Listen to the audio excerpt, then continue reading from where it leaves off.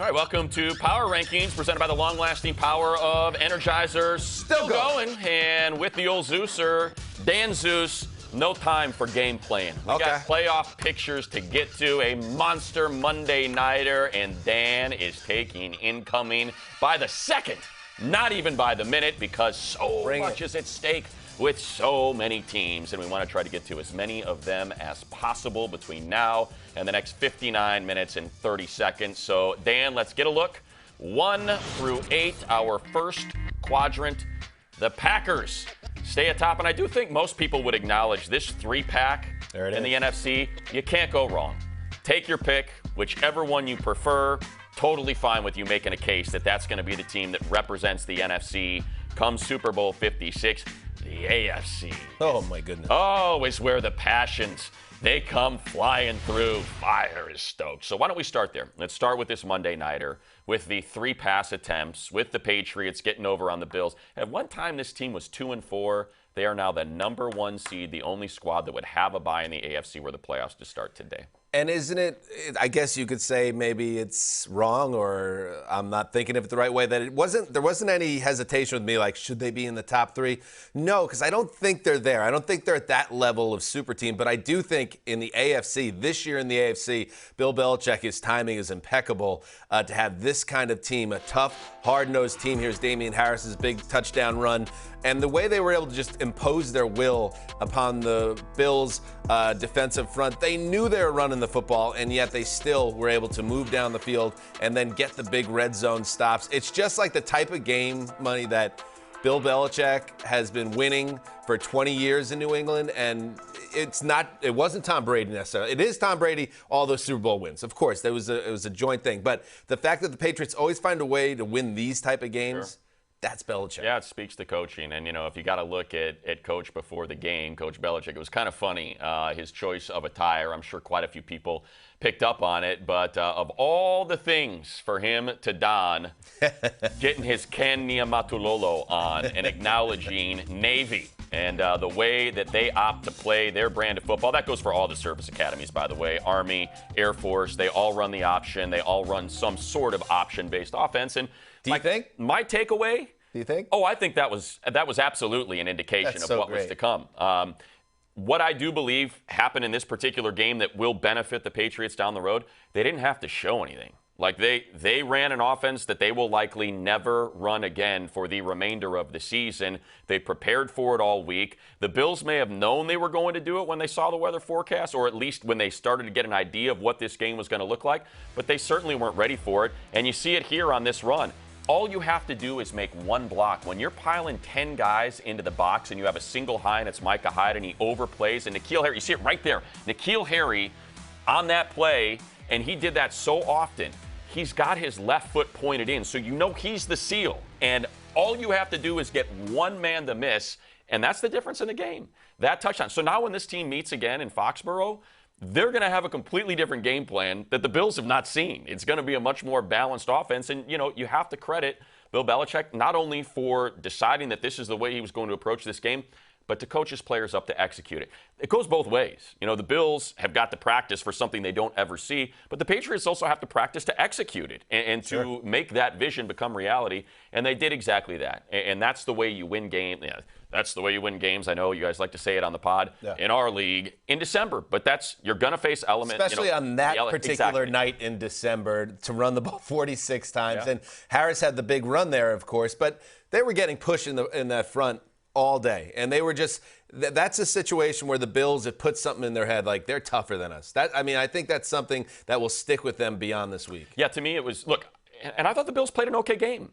It was really that one run. Outside of that, they did okay. They were able to get them off. I don't remember what the number was. I want to say they forced 5 or 6 3-and-outs. Like, if you look at the plays, time of possession, all of that, it was an okay game plan. I guess that's, let's get to the Bills here then, Dan. And what I thought was really missing an opportunity. They had an opportunity to win that game. They had plenty of opportunities to take a lead and really have us all second-guessing Bill Belichick about dominating time of possession and not getting enough points out of it, and they weren't able to cash it in. Yeah, they were in the red zone twice in the fourth quarter with a chance to win.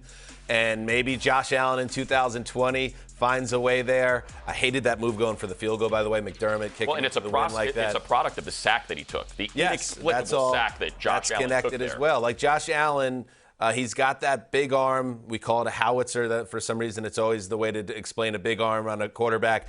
And he was cutting it through the wind, but his accuracy wasn't there after that first touchdown pass. So you got to pump the brakes, as you were saying, on the narrative that Belichick schemed his way to a victory and the Bills had no answers and they just the win was there if they execute close in the down and distance, and they didn't. And this has been an issue in a frustrating season for the Bills, Money. Like, they are 7-5. They are probably still a playoff team, I think. But at the same time, just things aren't clicking the way they did last year. So, yeah, when you say they, I think there's two theys in this. Because to me, the Breida fumble was equaled by the Harry muffed punt. So, like, those things cancel each other out, right? Touchdowns for each side on those turnovers. But to me, the they is Brian Daboll and Josh Allen. And the fact that Daboll's calling 30 passes is a product of that Bills running game not being up to snuff. And you play football in Buffalo. You play in the AFC East. Like, you know what playoff football is going to look like. You need to be more balanced when a game like this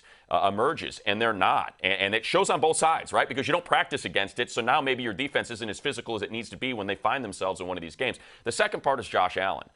And he missed throws, flat out. The guy, and I know it's windy and stuff, but you had an opportunity to win that game with two plays, the long third down play and the long fourth down play that ended up ending the game. He's got Cole Beasley on the post, and he reads it wrong, and that's how you get Bryant's hand on that ball, the incompletion that he ended up deciding to go to Davis, and if his eyes are up, he's going to see that. And on the third down play as well, he had Stephon Diggs right at the marker, and he missed both of those throws. So to me, it's the genius of Belichick combined with the inability to execute of the Bills. I agree. All right, well, let's stay in the AFC and maybe ask the question, because you've been a big proponent of the Chiefs all along, why they weren't your number one team in the AFC after winning another tough game. Because at a certain point, and I know they've won 5 straight, and 5 straight is great and all that, and they are going to win that division. But this isn't a slump anymore, the offense. This is something, there's fundamentally something broken. And we've now long past the point where it's like, okay, they'll get it fixed. And maybe they do. It's still possible that they fix their offense and return to their high-scoring ways, because it has popped up here and there. But I think it's now reached the point, in my opinion anyway, where it's more likely that it doesn't get fixed, that this is an off-season situation where they have to reevaluate what went wrong and how to fix it. And while I give the defense a lot of credit for carrying the Kansas City Chiefs for a month and a half, which is just hard to believe, but that's what it's been, all it takes is Steve Spagnuolo's D to have one bad day in January. And I don't think this version of the Chiefs will be able to pick them up. They seem like a team that's going to go to the playoffs and be ripe to get picked off. Well, I think you said a lot of it there that I was going to suggest, but building off something that you mentioned, and that's the defense. If you told me that the offense has to figure it out in the next 5 weeks before the playoffs, I feel a lot better about that than, hey, this was the worst defense in football for the first 4 weeks. And like historically, it was historically bad. And they figured that out. So the fact that they kind of got that right makes me feel a little bit more confident that with again, I hate doing it, but Tyreek Hill, Travis Kelce, Patrick, I just feel like they're going to get something. All it takes is one busted play from Tyreek Hill, and we know what he's How long capable have we been saying that, though, Money? That is star player word salad. We keep saying that, and it doesn't happen. But I think if they were losing, then that's what it would be. But I think right now, as they try to figure that out, Andy Reid is like, you know what? I'm all right with this. We're winning. We are winning. I'm not going to try to force the ball. When Patrick Mahomes had all those interceptions early in the season, if this is what they're giving us and we're able to take it and get a win, let's just keep playing this way until we can't. See, I'm the other way around. Like, I would be better off. I would feel more comfortable if the Chiefs' offense was humming like it has in the past and the defense is a mess. Because I think to myself, Spagnuolo has a good track record. If we could just get to mediocre, the offense then would carry us through January. This version of the Chiefs just feels more vulnerable. Well, and it's O-line. And that's, look, if I'm, again, to contradict myself like I always do on the show, but I would say, yeah, the O-line is a concern. It's a better run-blocking O-line than a pass-blocking O-line, and that's where all these interceptions and lack of passing game is coming from, because they are struggling to block up front to give Patrick Mahomes enough time. Let's shift to the NFC. I mean, we're top 3 teams after all. Cardinals atop 10-2. They get a win on the road in some nasty conditions in Chicago as they depart the desert for that contest. Green Bay 9-3 coming off the bye, and the Bucs at 9-3. So I just want to point something out because you look over my left shoulder here. You've got the Green Bay Packers at number 1. I do. And if I may hop into my my Mr. Peabody time machine, yes, and go back a week. I'd like to remind the viewers of something that you shared as we started our show just a week ago. Ooh, I don't like this. No, the Cardinals, and I understand the fans are annoyed, and I'm already seeing it on social media, and I get it. You were idle for a week. You got a well-deserved break after playing very well with Colt McCoy as your starter, but guess what? That's tough cookies. The Packers did play. Go ahead. All right. Go ahead. Because, last time I checked, they were on the bye. Arizona goes to Chicago, and they win in dominant fashion in inclement conditions. Yeah. Kyler Murray looks great, and Packers I don't are still have to, just because I made the bye move last week, it doesn't mean I have to do it this week. I'm a man of the law, and I believe in precedent, DanHanzus. That's not where I'm at on this. I saw the way the Cardinals play. I thought it was very important to this team that Kyler Murray didn't just return, but he moved very fantastic. well. Coming off that ankle injury, he missed a month, and he was moving around, scored 2 rushing touchdowns, threw 2 touchdowns. They did everything you could ask them to do in Chicago against a bad Bears team, missing guys on defense, missing Justin Fields. So I guess if maybe that's what cost them a little bit, that I was just like, of course they're going to go beat up on the bum Bears. The Packers stay at number 1, Money, just because I think they are still the most balanced, best team in the league. They beat the Cardinals in their head-to-head matchup, and this is not the power standing, so the fact that they're ahead in by a game, that's not jumping out to me. I feel good about this, but I have the ability to change it next week. And you think I will? Yeah, you think this is wrong? Cap. They won a game in bad weather. We don't tip caps around here. In dominant fashion. I'd we have don't put him pat at on number the 1. head. I'd have put him at 1. All right. We don't give out participation trophies. That was the easy part. Talking about the Packers, the Cardinals, and we acknowledge the Bucs are in that mix too. This is where it gets tough. The Cowboys at number 6, just outside the top 5. Yeah, and I mean, the back end of the top 10 of the power rankings is just a little sloppy because there's no teams that really, there's just so many flaws, put it this way, for all these teams. And they've all had really bad weeks. And if you're in the top 10, that means you've had a lot of good weeks as well. But the consistency of these teams is what stands out. So the Cowboys move up 3 spots. They get to number 6 because they're coming off a nice win. But it doesn't mean that they don't still have issues. Zeke isn't healthy, and he's not going to be healthy. And Dak has not been the same guy since he came back. Yeah, he's been outplayed by Tony Pollard, which is a luxury that they have. That Pollard has been so good.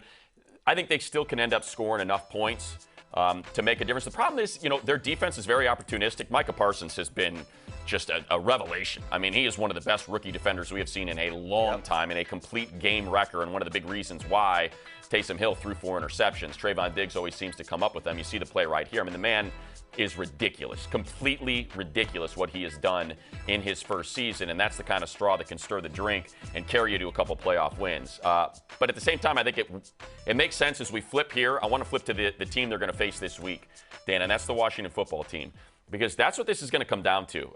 It could not have been drawn up better by the schedule makers. That the NFC East, they are all going to play each other over these final 5 weeks, and I think it brings us to the question of who do you trust more between the Washington football team and the Dallas Cowboys, considering the ups and downs that we've seen from Dallas, while Washington is sort of hitting its stride like they did last year. Right, and you look at a 6 versus 17, and it's like, okay, this will be a mismatch. No, Dallas is at 6 because of the aforementioned weirdness of the top 10 and their potential. But Washington has won 4 straight, and they just know how to stay in these games and make plays. So while I think the Cowboys are a better team with a higher ceiling, I would not be surprised if this is a very close game. So I'll just share this stat with you real quick before we step aside for our first pause. Look at these numbers at the bottom of the screen. Their time of possession over this 4-game win streak, 37. Think about that. It is nearly 38 minutes to 22 minutes, meaning you better cash it in. And that's something the Raiders weren't able to do. That was something the Bucs weren't able to do. They're forcing turnovers, and they're winning by running the ball, having a quarterback that runs, moving the chains at 11 yards and 3 plays at a time. The ball exactly, and just keeping you off the field. And it worked last year, and it's working again. It's going to be a lot of fun over these final 5 weeks. All right, so When we return, a lot of fun money. Dan's lament of his lot in this NFL life has now been logged, but we don't care. We doubled down by dinging him again for his team ranking designations. The Rams get a big bump after beating a bad Jacksonville team. Cynthia Freeland brings the fire.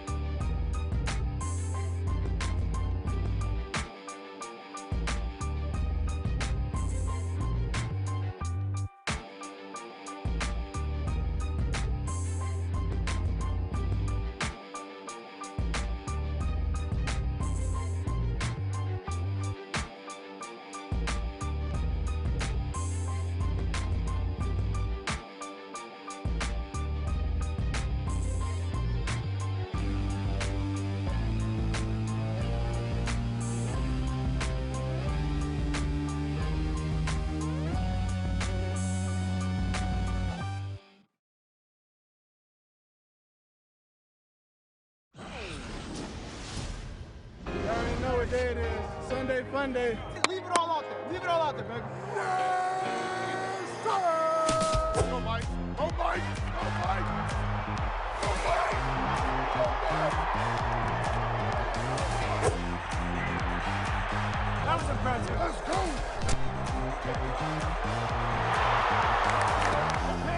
Don't panic. We gotta win this for it. Lock in. Let's go. And I was like, come on, Tom. I know. They always catch up. Hurry up and throw the ball. We're gonna win, baby. Bengals on top. It's time to go crazy. Let's go, Chargers! Let's go, Chargers! And we welcome you back to Power Rankings presented by the long-lasting power of Energizer. There it is, our second quadrant. Teams in the playoff picture, 14-9, and maybe just outside, trying to work their way back into that conversation with the Dolphins and the Browns. But this is the time we present Power Moves, and it is the premier predictive analyst in all the land. She is our counselor of coefficients, and she's here to push back a little bit on you. Zeuser, DanHanzus. Cynthia, where would you like to start? Well, I think you might have the Rams ranked a little bit too high.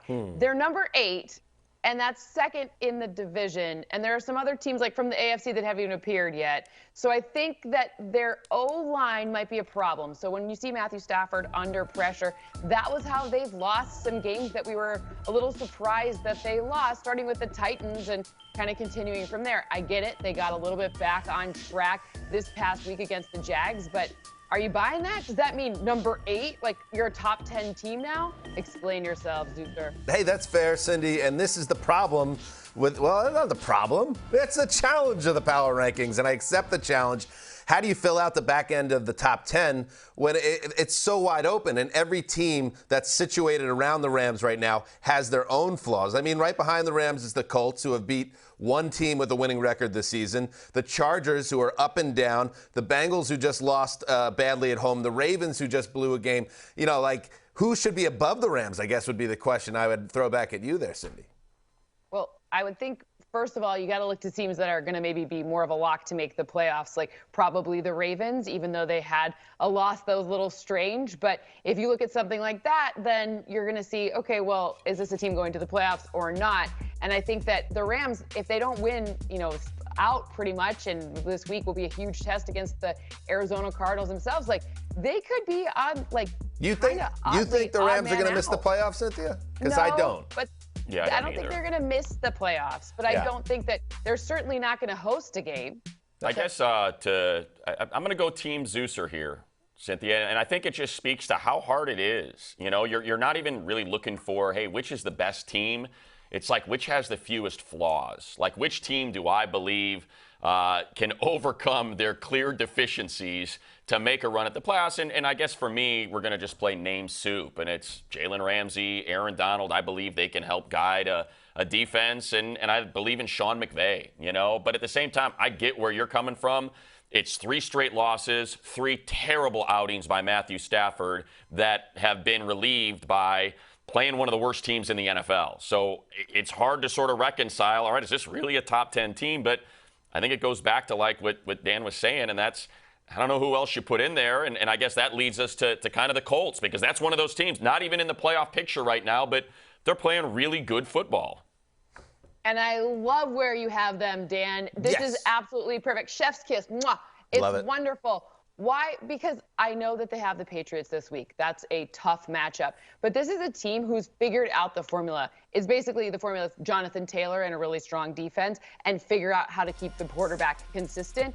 But when you have those things, the run game, the ability to control the clock, that's what you saw the Patriots do literally last night to control that game. So I think that the Colts are onto something. I actually think that this division between them and the Titans, really interesting one. But I think the Colts, I love where you have. Really good job. Love it. Thank you, Cynthia. Yeah, I think the Colts are the team in the back end of the top 10 that you can make a case can really make the push forward into the top 5 and be a real AFC superpower entering the playoffs.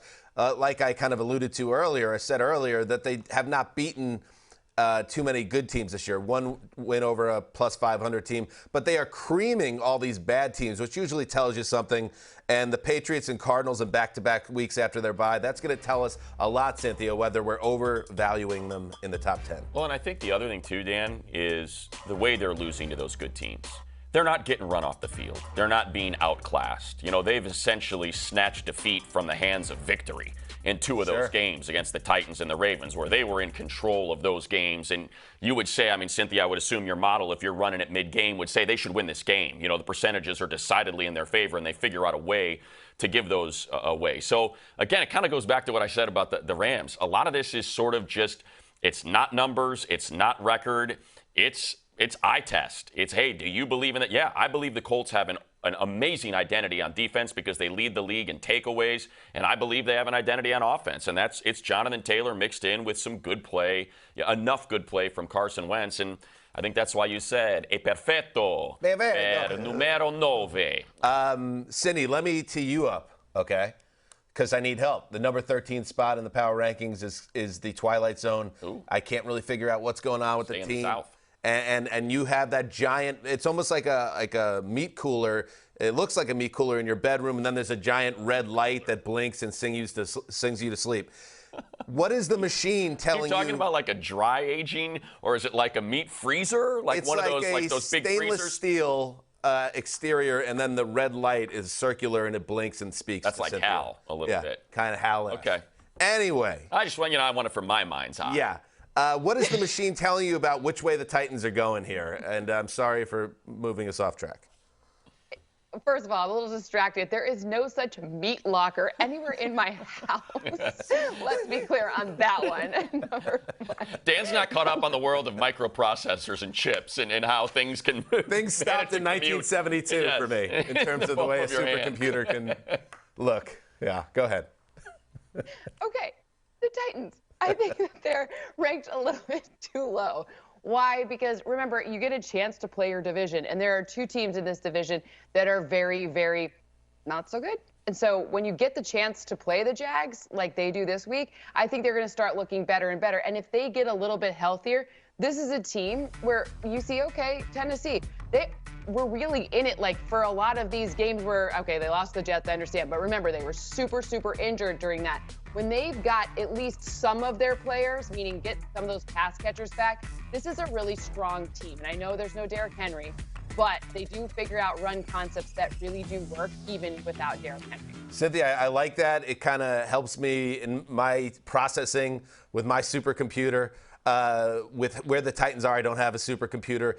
In that, when I watch the Patriots on Monday night, for instance, and I see them bullying the Bills, it's like, man, who's the team in the AFC that can go toe-to-toe, not be afraid of the Patriots and get physical? It's the Titans in January, but they got to get healthy first. And the Jaguars, just like they were to the Rams, are a nice get-well prescription for them. Maybe that gets them on the right path. Well, they have the Jags and the Texans left on their schedule. That gets them to 10 wins, and I would think in the AFC, 10, even if you lose the rest of the games, 10-7 is going to get you in to the postseason, and that's why 13 is kind of right there on the cusp of being in or out of the playoffs. All right, let's get a look at our third quadrant here real quick. Teams 17 through 24, and what do you know? You got a playoff team right there at number 17, the Washington football team. Not even the number 7, but the number 6 team in the NFC with their 6-6 record. Raiders, after beating the Cowboys on Thanksgiving, take a tumble after losing to the aforementioned Washington football team.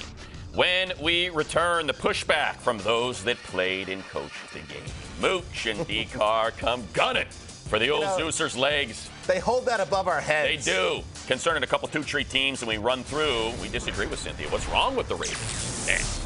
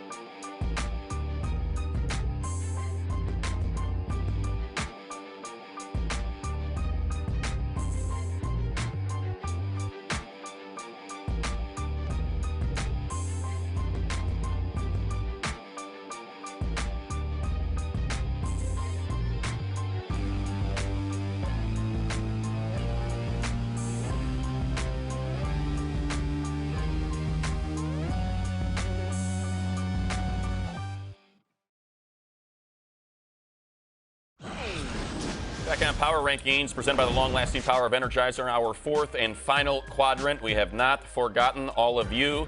Falcons, by the way, yeah, they're a game out of a playoff spot. And they are ranked 28th.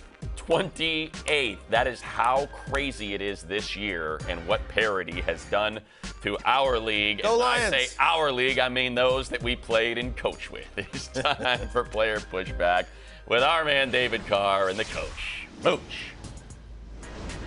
Thanks, Money. Mooch, you and I have looked at this so-called list, and we have some thoughts. What stood out to you? I got some thoughts, all right. And I never thought that I was going to talk about a 13th seeded team in the AFC. Here we are. Way down. But you know what? The Miami Dolphins are 6-7 now. They've got 5 wins in a row. Brian Flores is doing one heck of a job, man. And they're a confident team. And they're going on their bye. This is a great time. They'll feel good about themselves, go home, see the family, maybe get on the golf course, whatever that is. And then they come on back and they can win some games. teams. They can beat the Jets, right? Yes. How about the Saints? Who's the quarterback? I don't know. Why not? Tennessee, they're all still banged up, right? And then they played New England at the end. They're 6-2 in Miami against New England lately. So this team has a chance. I love that. I love what Tua's doing. He's playing fantastic. When I look at the list, I see a team that's too high. I know everyone likes the Ravens. I like the Ravens. I like what Lamar is doing. But we just kind of showed you on Total Access what they're struggling with. They're struggling with their precision in the passing game, and there's no consistency. They're averaging like 15 points a game over the last month, and it's just not enough when you play these teams in the AFC that can score. It's too much of what Lamar is trying to do here and make a play on every snap. And against guys like this, TJ Watt, you're just not going to be successful. It's going to be too difficult. More precision is needed. You have to give your quarterback answers to the test. Right now, I don't see it. The team that I think is too low is the San Francisco 49ers. Now, they played a division opponent. They played the Seattle Seahawks. They got beat. But I think Deebo Samuel obviously wasn't there. They can run the football against anybody. Jimmy Garoppolo is playing great football. Kittle is back. You can make plays. There are guys all over the place, and this kind of offense travels. There goes Kittle again. Loves to run, but also loves to toe tap on the sideline and score touchdowns. This is going to be something that is there late. They're going to run the football on anybody. I can't wait to see what happens. So there's the list. There's our thoughts. That's what we think. We'll see what happens next week. Don't forget to catch us weekdays on Total Access. Money and HanZzus. Back to you guys. All right. Thank you, David Carr, with my so-called co-host. So-called list? Right. David, I mean, the big holiday party for NFL media is tonight. If I see David at the party, you're going to say hello and tell him what a great guy he is. I'm going to shake his hand and compliment his hair. Let's go, Ravens. All right, Ravens. How long and could they do what they've been doing this season, which is take these games to the very end, let other teams hang around, and then find a way to pull it out? They've done it all year, and that's how they were 9-3 or 8-3 going into Week 13. But they showed some cracks here against the Steelers, giving up 16 points on defense, all sorts of injuries in the back end. Marlon Humphrey out for the year. That's a huge loss. Huge. And money, Lamar Jackson, a hideous interception in the first half. He unable to complete that pass on the 2-minute two-point conversion to close it, and he's just not the same explosive player right now. I'll give you the numbers. Look at this. Look at Lamar Jackson weeks 1 through 7 versus 9 through 13, as they are struggling here with this 2-2 record. You were talking about minus 50 pass yards per game, minus 3 yards per attempt. He went from a +5 touchdown to interception to -2, and his passer rating has dropped nearly 30 points. I don't know why we all have to qualify the Ravens by saying, look, I like the Ravens. Look at the bottom there. 0 rush TDs since week 2. This is not the same Ravens that we were used to seeing run roughshod over the league with the unique attack, with all those tight ends, with a unicorn at fullback, with Lamar Jackson seemingly impossible to bring down.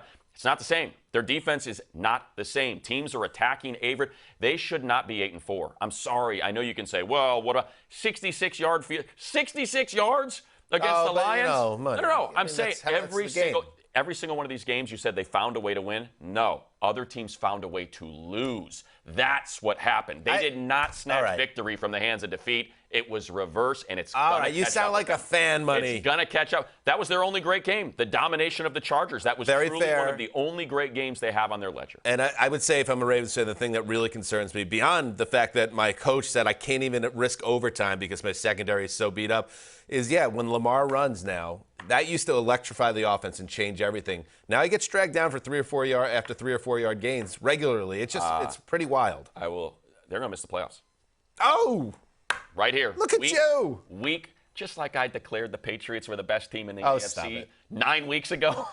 I say it here. Ravens going to miss. Let's go Dolphins. We have not talked enough Dolphins, but now they've won 5 in a row. They're back in the conversation. Yes, and I don't think the Dolphins are a superpower. I think they've had a very favorable schedule, but at the same time, how can you not love a team that's 1-7 with the world falling in? And now here they are, 5 straight wins. And I don't know, does it have anything to do with the fact that the Deshaun Watson storm cloud drifted away after the trade deadline? Because you could probably line up a lot of these wins after that point. And I'll say this about Tua. This isn't Baldy's breakdown here, but he throws a nice ball. He puts the ball where it needs to be. And when you combine that with a ferocious defense, with the quarterback that's not making mistakes, they're going to beat bad teams, which is that they've done. Waddle's great. Certainly you're seeing that relationship blossom, much like we've seen with Burrow and Jamar Chase, former teammates. Same with Waddle and Tua. They're running RPOs, and that's something Tua did to perfection at Alabama. And finally, Coach came around to, maybe I should play to the strength of my quarterback. Maybe that's the style of offense we should play, and that's why they're excelling. Look at Tua's last 4 games. You see it here, 226, 5 touchdowns, completing nearly 80% of his passes and a passer rating of 110. You combine that with really good defense and really good defensive coaching. You talked about the teams that they've beaten. I'll point out, you can only play who's on their schedule, and you know who's left on their schedule after the bye? The Jets, the Saints, and the Titans. And then you finish up with the Patriots at home. It lines up. Who you play very well at home historically. Yes. It lines up for the Dolphins. That's why I'm saying the Ravens miss the playoffs. The Ravens miss and the Dolphins somehow sneak in. It's not going to happen, but it's a good theory. It's a heck of a theory. When we return, we look at a postseason picture that couldn't be less clear. So this here dynamic duo will declare Brian Kelly's Southern Draw style. Which potential playoff participant will no longer be present past January? It's pretty good.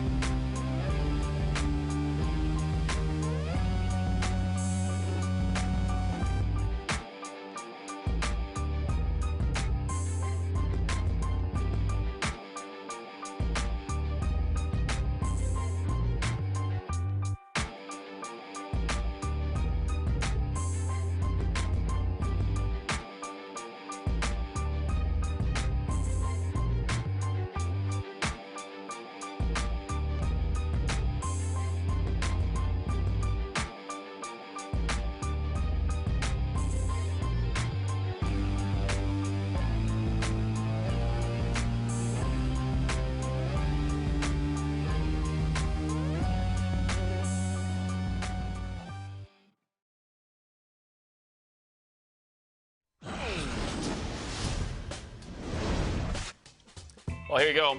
Our current AFC playoff picture. I do not envy you. What is this? Mr. Hanzus, the DanHanzus, trying to put together a puzzle where your number 1 wildcard team is 7-5, and 1, 2, 3, 4, 5, 6, 7 spots behind him is a team that just routed them in Denver. AFC, why are you the way that you are? Which brings us to this new segment, debuting in Week 14. Look at that. Three's a crowd. How are we still innovating in December? What a program. Listen, programming. That's what we got, programming brains. So here we go. 3 teams for 2 spots as we look at the 6, the 7, and then that number 8 team that is not currently part of the AFC playoff picture. Right now, Bengals 6, Bills 7, or no, I think it's Bills 6, Bengals 7, Steelers 8 on the outside looking in. Which one of these teams is out?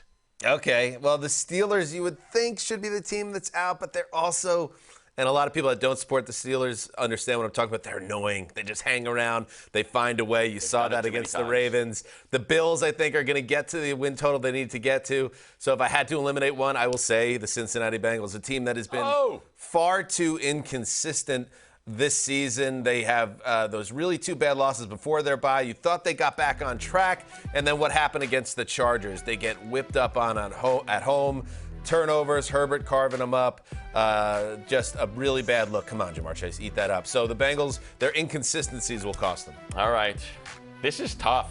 And look, I'm fresh off a trip to Cincinnati where I saw the Bengals melt down to the tune of 6 sacks, 4 turnovers, a 24-0 run by the Chargers, and a 17-0 run by the Chargers. And a quarterback hand injury. And a huge pinky injury for Joe Burrow, who is the heartbeat of that team. I was tempted to take the Bengals, but then I started thinking about the Buffalo Bills. Look at you. And the games that they've lost. Oh, stop it. The way they lost to the Jags. The way they just lost. Sometimes teams, they just figure out ways to lose. And that's my great fear with the Buffalo Bills moving forward is, come on, give them a pocket to put that ball in, Matt Breida. What are you doing? Not able to convert in the red zone. Getting super defensive in the post-game presser. And then I think about, all right, they've lost 2 of their last 3. And then I see Tampa trying to get that #1 seed. They got to go to Tampa. After that, at New England 2 weeks later. I know they still have 3 games with 7 wins on their ledger. Jets, Falcons, Panthers, all at home that they should win. But I just feel like they're going to drop one of them, just like they did to the Jaguars. It is a scary team for me. It's gut check time for the Bills. I totally agree with you on that. But I do think they'll find a way to win the games they should win. And I would not count them out to win one of those games, Bucks, New England, because it's there. The potential is there, even if it hasn't really come to fruition so far. All right, let's go NFC. Gutsy. As we look at our NFC playoff picture, you see the wild cards there. Rams at 8-4, and then it drops off in a hurry. 6-6 Washington football team and 49ers are in right now, and just a game back are the Philadelphia Eagles. So let's take on the 2 teams from the NFC East and the 49ers.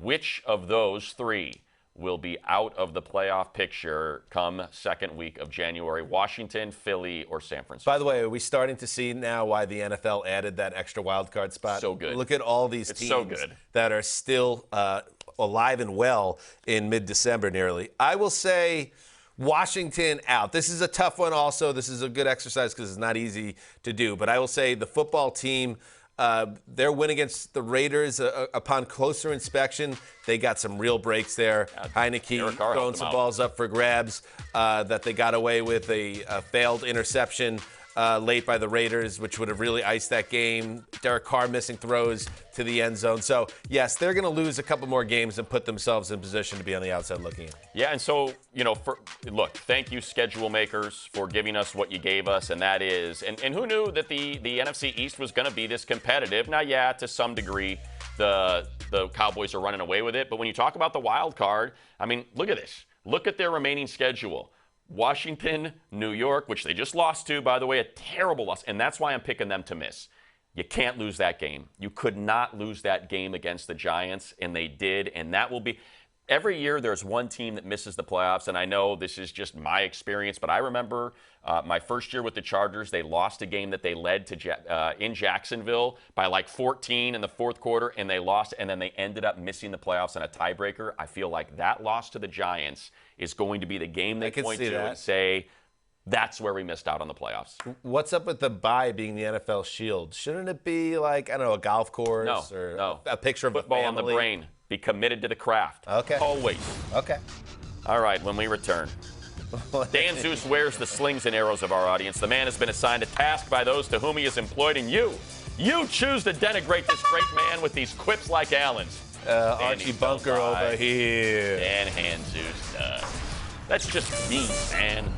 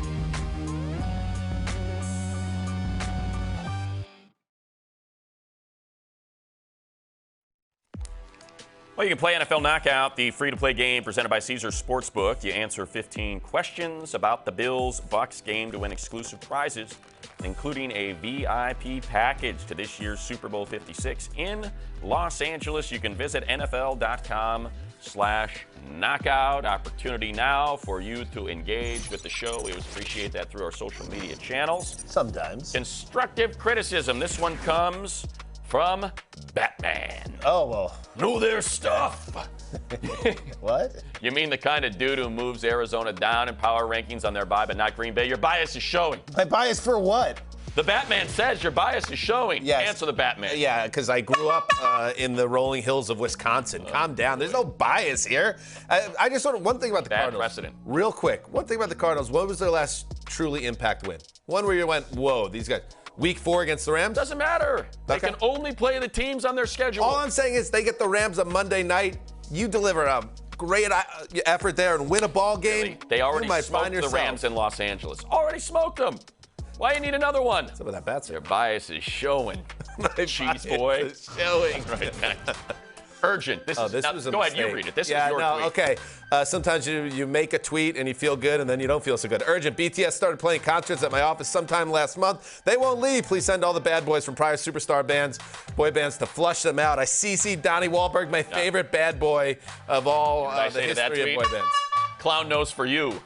All right. That's what I say. Clown nose. Why? Here it comes. Ready? For you. Because look at the response. This is just one of about 10,000 Oh, honey. tweets we had to deal with. Oh, honey. Oh, honey. You just threw yourself into, I'm going to read it again with my southern drawl. The Wolves Den, you must not have learned from the handful of other ignorant celebs. Does that mean I'm a celeb? Yeah, no, you're ignorant. Oh. And a celeb, so that's good. Don't disrespect DTS. I could be an ignorant celeb, but just make me a celeb. Exactly right. How about you close your office door and stick to sports there, boomer? Here, I'll tell you what. There's yours, here. You guys, the one thing the BTS Boomer. Army did not prepare for are the filters you could put in on your Twitter profile. I didn't see any of it. You didn't get anything on me. You take it. It's in Tugboat, Blue Eyes, DanHanzus, the old Zooster. Guess what? We got a new nickname, Boomer. How about you close your office door there, Boomer? All right, one segment to go. First, we'll run through a 4-pack of squads we felt we skipped and finish by offering up a challenge flag in response to something that became this week's Bit Noir. Boomer Esiason is a boomer.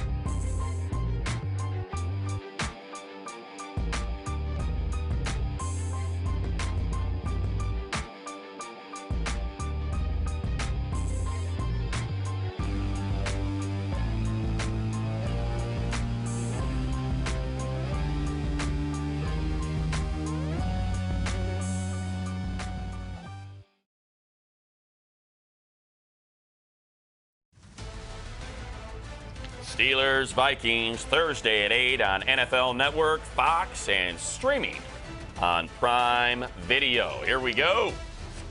Time for our speed round, speed to power. 4 teams we want to get to in 90 seconds. Give me a clock on our screen. Give us it. And we're off. Vikings. Oh, you broke my heart, Fredo. That's how I feel about the Vikings. 2 weeks ago, I had them at number 10 in the power rankings after they beat the Packers and looked like they could beat anybody in the league. Guess what? They could lose to anybody in the league as well, as we saw against the Lions. How annoying have they been this year? Sorry, Minnesota fans. How about the Raiders? Raiders, I want to go to a quote from interim head coach Rich Bisaccia, someone who was called the greatest leader of men I have ever been around by someone in the Raiders organization. He took on Derek Carr. I mean, just straight out took him on. Said, we got to find a way to make plays. We got to score more than 15 points. I'm quoting. You had Zay in the corner. Foster. We got to find to make a play with people on us and find a way to make a throw even under duress. Seahawks. No, Waller hurts him too. Anyway, Seahawks. Hey, this is a weird season, so let's get weird. The Seahawks have been in the playoffs 9 of 10 years. They're probably not going to the playoffs this year, but they could be a spoiler. They could be a berserker. They could be a team that keeps teams out of the playoffs. You saw that. They wreaked hell on the 49ers, who were feeling hot about themselves. Not so hot anymore. They showed life in that game. Finally, the Cleveland Browns. I want to making berserker. That's what I say about the Browns. This is it, Baker. Here it is. It is right there for you to take it. Coming off the bye, hopefully those injuries healed. Oh, no. The Baltimore Ravens are playing terrible football right now. You can knock them out of the AFC North with a win by leaning on that defense. I like what's in front of you. Now cash it in. Our producer, Jen Koski, she doubted us. And what happens when you doubt the power rankings, boys? But we got to get to challenge flags right away. Okay. And the answer to that is no. No. Notable matchups first. See? All right. I was reveling in my glory and I blew it. We just talked about the Browns and Ravens. Look at this. All divisional. Cowboys. I like it. Washington football team. And then not divisional. Oh. Rams Cardinals, by the way, there. That's what we're looking at on the bottom for Monday Night Football. Ought to be great. Doing a lot of talking, pal. Now we get to go to challenge flag. Yeah. I'm first? Yeah, you're always first. All right, I'll go first. There we go. Everybody just pretend. Nice Play along here. Everyone knows that, Brady and Belichick are playing in the Super Bowl. It's going to be in Los Angeles. It's going to be a huge story. We're all going to love it and have a lot of fun with it. If you're a Patriots hater, that's not me. It's going to be frustrating when they march through the playoffs, but it's going to be great theater when it happens. Just pretend you don't know it's coming and you'll enjoy the next month and a half more. All right, here we go. My challenge flag. Where's my single? I want to get it. Here we go. NFL media. Let's just slow your roll on the new coordinator that's taken over the league. Let it settle in for maybe 2 seasons. Joe Brady was going to be the next head coach of the Cowboys. Yeah. Joe Brady was going to be the next head coach at LSU. Joe Brady is getting interviews with 5 NFL teams to become their head coach after 1 year at LSU with arguably the most talented roster in the history of college football and 1 year with the Carolina Panthers, and now he's out of a job. And persona non grata. I won't even bring up the Jets defense under Robert Saleh. Right? Let's just take it easy. That's all I'm saying. Let's make it a minimum of 2 years before we anoint them as the next football genius. Well, you've heard it here, football world. BTS fans, the filter is off, so start coming at DanHanzus. We'll be back next week with more power rankings.